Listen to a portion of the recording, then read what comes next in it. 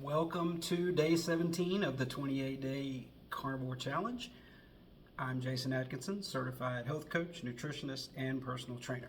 Today I'm going to answer a question from one of my clients. He asks, will too much protein kick you out of ketosis? The short answer is no. Now, if you want a little lengthier explanation, stick around and I'll spell out the science behind that for you. But while I'm on the subject of clients and coaching, I want to let everybody know, if you're part of our community here on YouTube, Facebook, Instagram, wherever you're seeing this video or listening to the sound of my voice on the podcasting apps, I want you to know there's a closer community available for you. We have a private, closed group on Facebook that is community only. This is for people who are participating in the current challenge, which is the 28-day ketogenic challenge. If you want to be a part of that community, just visit reshapehealthandfitness.com or look in the comments below this video wherever you're seeing or hearing this. There'll be some instructions on how to get signed up for that exclusive group that is just for those competing in the challenge. That also gets you a 20% discount on practitioner grade supplements, which I just so happen to be a practitioner. As a certified health coach, I have access to these things and I can help you put together a nutrition regimen that's going to complement that ketogenic diet that you're doing. And you also get discounts on personal training if you are interested in doing remote or in person. If you're in the Atlanta, Georgia area, we can work together. If you're not near the Atlanta area, I can coach you by remote using a couple of apps that I've got going on right now. So app memberships, very affordable. I've got that down to as low as $30 a month to do remote coaching. So a 90-day program, that's $90 for 90 days. I don't think you're going to find a better deal on that anywhere. If you're serious about change, jump on this opportunity. So, science behind protein and keto. When a ketogenic diet got to be very popular back in about 2016, 2017, the style of ketogenic diet that people were embracing was what's known as a clinical ketogenic diet. That was designed originally for epileptic patients to prevent seizures. It mimics the effects of fasting while still allowing someone to consume some calories, primarily from fat. That's the rationale behind that. So that is a very high fat, very low carbohydrate, moderate protein amount. There is a grain of truth to this. If you consume excess protein above and beyond what's needed for cell turnover or repair, some of the excess will be converted into glucose through a process known as gluconeogenesis. However, it does not interrupt ketosis, and it is only on an as-needed basis.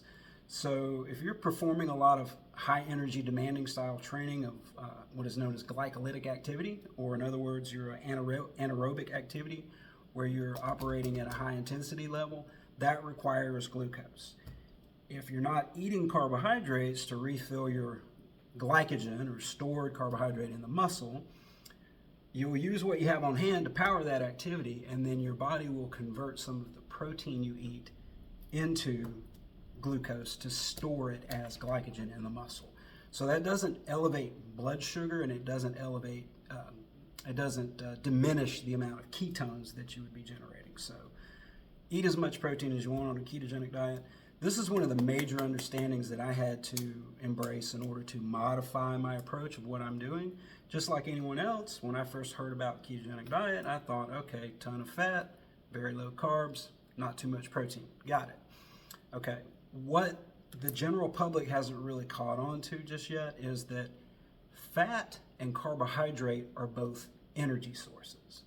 Now, I owe a lot of this understanding to Dr. Ted Naiman, who is the authority on this protein to energy concept, or PE as he calls it. It was the basis of his PE diet book. I'm going to link a video clip below of a seminar that he did for Diet Doctor, where he talked about this whole protein conversion thing, if you want more information on that. But the reason why I brought that up, just like anybody else, I thought, okay, adhere to this high fat, low carbohydrate, moderate protein way of doing things. Well, the fact is, if you're working out on a regular basis, like I do, and what I recommend for my clients is a minimum of 30 minutes a day, 6 days a week, up to a maximum of an hour, which would consist of cardiovascular training and strength training. If you're doing that volume of exercise, you need more protein than the average sedentary person. You can also dispose of more glucose, which may increase the amount of carbohydrate you could tolerate on a ketogenic diet. But just for simplicity, I want to keep the definition of ketogenic as generally accepted as 25 grams of carbohydrate or less per day, or a very, very low amount, and just leave it at that. When it comes to sticking to a keto diet and what makes this work so well in the long run, or what has helped for me, is that's my secret weapon. X marks the spot, okay? Just whatever happens, just don't eat carbs, okay? Well, that one blanket recommendation, don't eat carbs, that's probably every single food that you're tempted to overeat on. Think about it for a minute. What is it that you crave or want that you know is not so good for you that doesn't have carbohydrates in it? There's nothing, okay? So when you're talking about reducing, just grains alone is about 90% of the garbage if you just don't eat grains. Take that a step further and eliminate sugar as well as industrial seed oils, and that's virtually every processed food. So I go into as much detail about that as I can because ultra-processed food is really the problem. People think they have a food addiction or they just love to eat. These are not real foods. They have drug-like properties.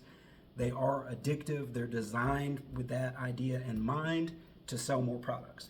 Not only that, most ultra-processed foods are very low in protein and high in refined energy from carbohydrate and fat, which makes them another recipe to overeat. So, hope that answers the question. Modify that keto diet. Follow along with what I'm doing here.